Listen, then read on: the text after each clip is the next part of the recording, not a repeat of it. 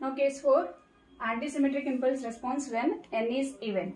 Okay, so first again write the equation for Fourier transform of h of n. So h of e power j omega is equal to summation n is equal to 0 to n minus 1 h of n e power minus j omega n. Okay, so you have to expand the series. So for n is equal to n by 2 minus 1. That means here n is even. Now consider n is equal to 6. Okay, so n is equal to 0 to n by 2 minus 1. That is 6 by 2 minus 1, 0 to n by 2. 6 by 2 minus 1. H of n e power minus j omega n, and summation n is equal to n by 2. That means 3 to 5. H of n e power minus j omega n. Let us consider n is equal to n minus 1 minus m. So in that m is equal to what? N minus 1 minus m. Now consider, substitute n is equal to first limit. So in order to equate the limits, so you have to change the limits. So first substitute n is equal to n by 2. Here you have to substitute in place of n by 2. So you are getting m limits as n minus 2 by 2. Now again next limit is n minus 1 by n minus 1. Okay, substitute m is equal to n minus 1 minus n minus 1 is equal to 0. Okay, so now you have to change the limits from m is equal to 0 to n minus 2 by 2.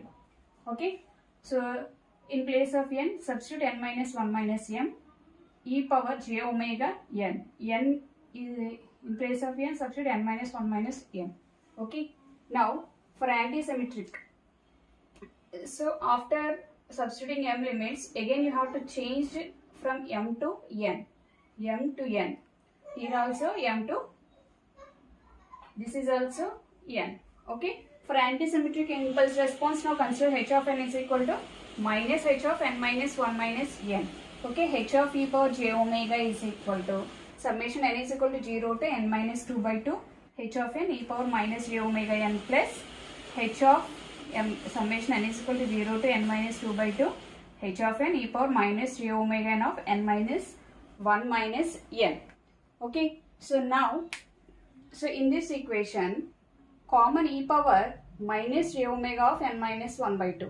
If you common this term, so remaining are, if you multiply these two, this term and this term, so you can get e power minus j omega n. Now, if you multiply these two, you can get e power minus j omega of n minus 1 minus small n. Okay, so common that term. Okay, now in these two, summation h of n is common. Okay, so now again common summation h of n. So remaining terms, you can write remaining terms. So after that, so this is in the form of 2j sin omega. So 2j sin omega of n minus 1 by 2 minus n. Here j value is what? E power j pi by 2. Okay, so e term ni by is quotient j into remaining part this term and this term. Now n minus 1 by 2 ni you can write it as n by 2 minus n minus 1 by 2. Okay, so for this n by 2 minus n is equal to p. Then p is equal to what? Sorry, n by 2 minus n is equal to p. Then that implies n is equal to what? N by 2 minus p. So substitute n is equal to 0. Here substitute n is equal to 0. What is the p value? N by 2.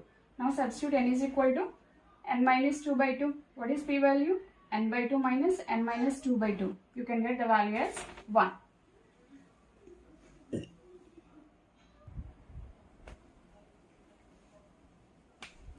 Now substitute the limits. N is equal to 1 to n by 2. Okay. So in this equation, change the limits from n is equal to 1 to n by 2. Okay. So now, here n is equal to what? N by 2 minus p. So I am substituting in place of n by 2 minus p. And here, so this value you have to consider it as p minus 1 by 2.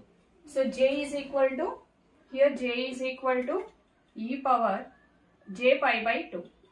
Okay. So now, again you have to change the limits p to n is equal to m to n by 2. Here also p to n and p replaced with n. Okay. So now this is in the form of a power m into a power n. You have to write it as a power m plus n form. Okay, summation n is equal to 1 to n, 2h of n by 2 minus 1 and sine omega of n minus 1 by 2. Now consider this is d of n.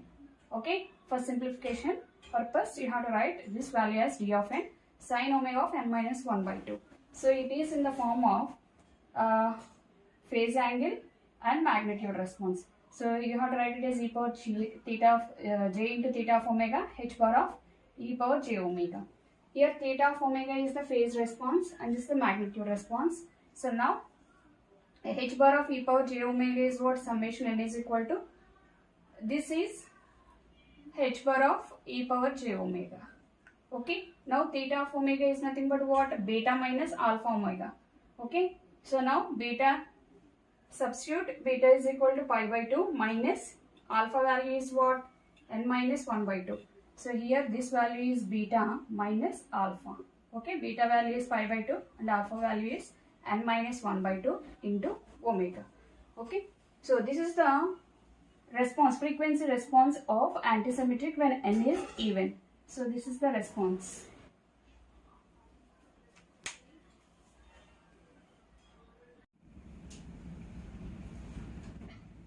So we have seen four different types of cases for the frequency of linear phase FER filters.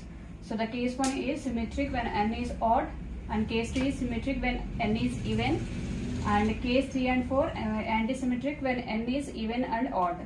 So the first case is applicable for all types of filters. We have to use low pass, high pass, band pass and band reject filters. Case 1, that is symmetric when n is odd, are useful for all types of filters. Where in case 2, the symmetrical impulse response when n is even. So these are not used for high pass filters. So remaining filters, the symmetric n is even is used for band pass, low pass and band reject. Okay, so now in case 3 and 4, those are antisymmetric, even and odd, when n is even and odd. So these are more suitable for Hilbert transform and differentiator type of filters. Okay, so this is the conclusion of 4 different types of cases.